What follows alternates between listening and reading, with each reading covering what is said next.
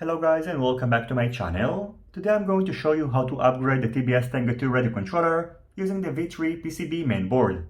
This board, which is now available for pre-order from TBS, adds the option to add an external module bay for using it with multi-protocol modules just like the V2. However, unlike the V2, which is using the transmission parts of the MicroTX V1, this board integrates the transmission parts of the MicroTX V2, which means that on a future firmware update, you'll be able to set the output power to more than 250 milliwatts. In this video, I'm going to show you how to replace the existing main board of the Tango 2 with the new one, show you how to install the external module bay, and configure the Tango 2 to use a multi-protocol module such as this one. The first thing that you need to do is to disassemble the Tango 2, and I recommend that in case you have the original packaging, you should use it as a cradle in order to protect the gimbals. In order to access the internal parts of the Tango 2, you will need to first remove the two side rubber covers, and then using a 1.5mm hex key, remove these 6 hex screws which secure the back cover. After that, you'll be able to remove the back cover and access the main board. Now disconnect the battery and remove it. Remove the micro SD card and unplug the speaker. Carefully disconnect this flex cable. And again, using a 1.5mm hex key, remove all the screws which secure the main board. After removing the screws, you should note that before pulling out the main board, you need to disconnect the antenna IPX connector, which is secured using this rubber part. Now you can disconnect the main board along with the gimbals, and here you can see my current soon-to-be previous main board, which is by the way V1, since this is one of the early Tango 2 units that were shipped next to the V3. So over here you can find this connector, which we are going to use in order to connect the external multi-protocol module. You should note that in case you purchased the TBS Tango 2 directly from TBS after August, it was already shipped with the V3 board, and since the V2 was introduced on early April, all the Tango 2s that were shipped between April and August were shipped with the V2 board. Now let's finish disassembling the main board. Remove these two side plastic buttons, lift and pull the scroll button, and finally gently lift the gimbals.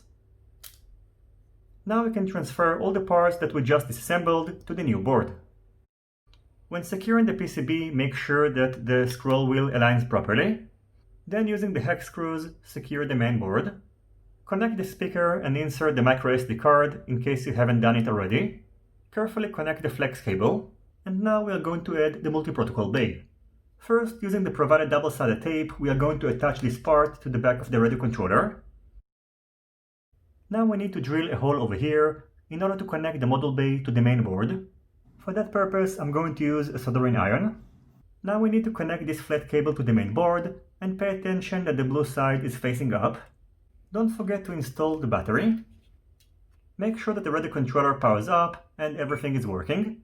Slide the flat cable through the newly created hole or an existing one in case you have a newer version than mine. Make sure that everything fits nicely and secure the back cover. Connect the flat cable to this part, which is going to be connected to the multi-protocol module in this manner, and secure it using the provided plastic cover and 2 Phillips screws. Now after putting back the back rubber covers, we are almost done, but first we need to update the firmware of the radio controller. In order to update the firmware of the Tango 2, open up the TBS AgentX app. Head over to the settings options.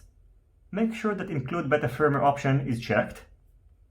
Turn on the Tango 2. Welcome to Tango 2. Connect it to your computer.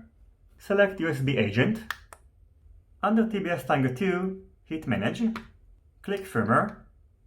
The version that we need to install and supports the multi-protocol option is 1.21, and under the release notes, you can find the SD card contents that you will need to download as well. In order to download the zip file, simply click this link. Now we can update the radio controller by clicking the Update button. And over here, click Update again.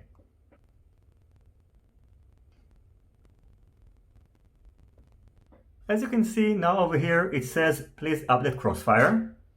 So now after relaunching the TBS AgentX app, I'm going to select TBS Crossfire Micro TX, hit Manage, hit Firmware, and update it to the latest available version.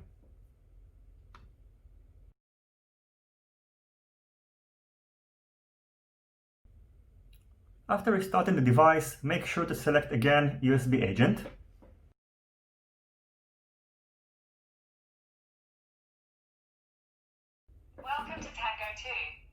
Now the crossfire components were updated.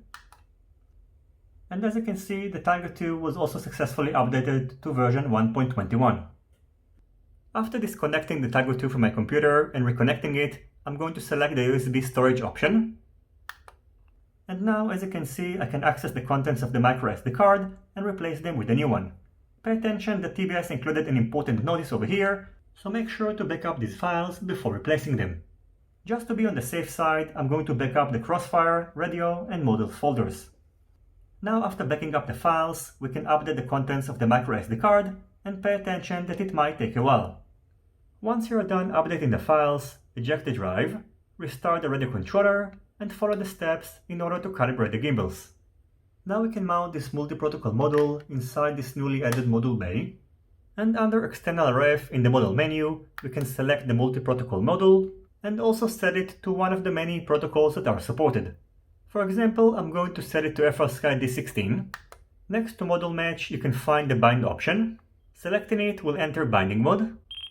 Using Betaflight CLI, I'm going to enter bind mode on this SPI-RX receiver, which, as you can see, is now successfully bound to the multi-protocol module.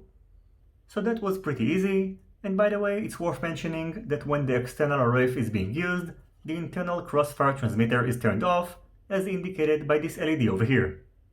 So overall, I'm really glad that TBS decided to add the multi-protocol option, since in my opinion it was something that was kind of missing right off the bat since the Tango 2 was initially released, and I'm going to start using it for flying micro quadcopters, as in my experience, it is a much more pincher-friendly radio controller than the FrSky X-Lite. In addition, the multi-bind option, which I plan to feature on an upcoming video, was recently introduced. It is a killer feature that enables you to use multiple TBS radio transmitters with the same radio receiver, which makes the Tango 2 even more useful because you can use it as a secondary, more portable radio controller. Anyway, that's going to be it for this video. As always, I thank you for watching my video. I hope you enjoyed it and you find it useful. I invite you all to join my newly created Patreon page in order to support my channel. And of course, if you have any questions, feel free to ask them in the comments section down below. Don't forget to leave a thumbs up if you like this video, and consider subscribing to my channel and hitting the notifications bell if you're not already subscribed. See you on my next videos, and goodbye.